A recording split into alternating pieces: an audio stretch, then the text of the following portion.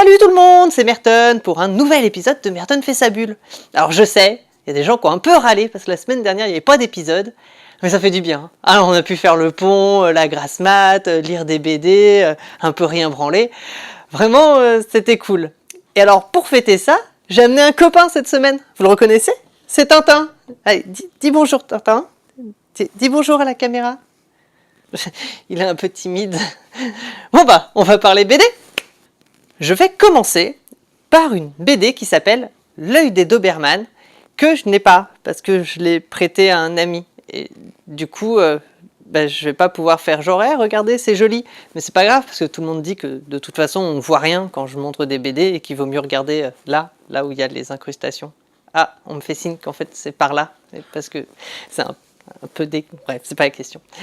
Alors, L'œil des Doberman, pour revenir au sujet initial, c'est une BD qui parle, encore une fois, de nazisme. Alors vous allez croire que c'est un sujet qui me tient à cœur, mais pas du tout, pas du tout. C'est juste qu'il y a plein de BD qui sortent sur cette période sombre de l'histoire. L'histoire, justement, c'est un archéologue, on ne sait pas très bien, mais en tout cas, il va sauver la vie d'un jeune caporal, le caporal Adolf Hitler. Il va lui sauver la vie lors de la Première Guerre mondiale, et le Führer va le rappeler en plein milieu de la seconde, parce qu'il a besoin de lui. Et c'est vraiment super bien comment ça démarre. Le seul petit problème, c'est que c'est un peu le problème des BD en général, c'est-à-dire qu'ils commencent à mettre une intrigue et tout, ouais, on est intéressé et tout, c'est vachement bien, et c'est fini. Il faut attendre le tome suivant, qui sera certainement l'an prochain, ou en tout cas dans très longtemps, et ça, c'est un peu pénible. Donc, je vais lire le tome suivant, parce que c'était quand même une bonne BD, mais vraiment, c'est un peu frustrant, quoi. Mais c'est une bonne BD quand même. Alors, du coup, si vous avez l'occasion, lisez-la. Vous le savez peut-être pas, mais j'ai un petit côté, des fois, un petit peu romantico-niais. Alors quand on me propose des jolis contes, tout bien écrits, avec des jolies jeunes filles et des gens qui sont prêts à parcourir le monde pour juste pouvoir la prendre sur le coin d'une... Non, enfin, pour pouvoir la conquérir et vivre très longtemps avec elle et faire des enfants, tout ça, moi, ça me touche. Et justement, on a ici un conte japonais mis en image, donc c'est chez Delcourt, et c'est super beau. Vraiment, c'est absolument magnifique. Et l'histoire est magistrale. C'est un très vieux conte. Alors l'histoire, c'est la plus belle fille du royaume. Personne ne l'a jamais vue. Et du coup, elle a des tonnes de prétendants qui viennent et pendant des années, elle leur ouvre même pas la porte, genre non, vous restez dehors et j'en ai rien à foutre de votre gueule. Et déjà, c'est un peu cool de pouvoir se permettre ça. Enfin bon, c'est pas la question.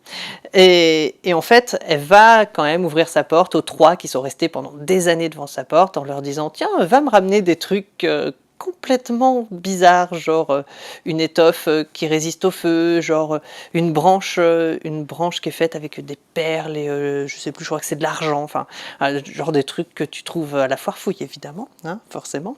Hein, ça, ils ont toujours des goûts de luxe. Je ne sais pas si vous avez remarqué, mais dans les contes, il n'y a jamais une princesse qui dit ramène-moi un truc de chez Lidl. Hein, ça n'arrive jamais. Bref, c'est pas la question. Et du coup, ensuite, on va découvrir d'où elle vient. Voilà, c'est tout mignon, c'est vraiment très très beau, et alors vraiment le dessin est juste magistral, quoi. Vraiment c'est magnifique, c'est chez Delcourt, et alors ça c'est pareil, hein, vraiment si vous avez l'occasion, sautez dessus, parce que ça m'a vraiment soufflé, quoi. Proum, proum, proum, proum. Ouais, je sais, je fais mal les bruitages, mais imaginez à ce moment précis des tambours de guerre. Alors Frimm essaiera de mettre des tambours de guerre comme s'il se passait des trucs, c'est la guerre, tout ça. Parce que cette semaine, je vais vous parler de la série événement de HBO, Game of Thrones. Alors, on va dire le trône de fer, parce qu'au bout d'un moment, je vais avoir du mal à dire Game of Thrones en anglais, parce que j'ai un accent qui est très français, que j'ai beaucoup travaillé. Game of Thrones, donc, c'est l'adaptation du trône de fer en série télé. Alors, pour ceux qui ne connaissent pas, le trône de fer, exactement de la même manière que la dernière fois, un petit coup sur Wikipédia, hop, vous êtes des experts. Ça, j'espère que vous avez bien retenu cette leçon, parce que ça sert vachement dans ma vie.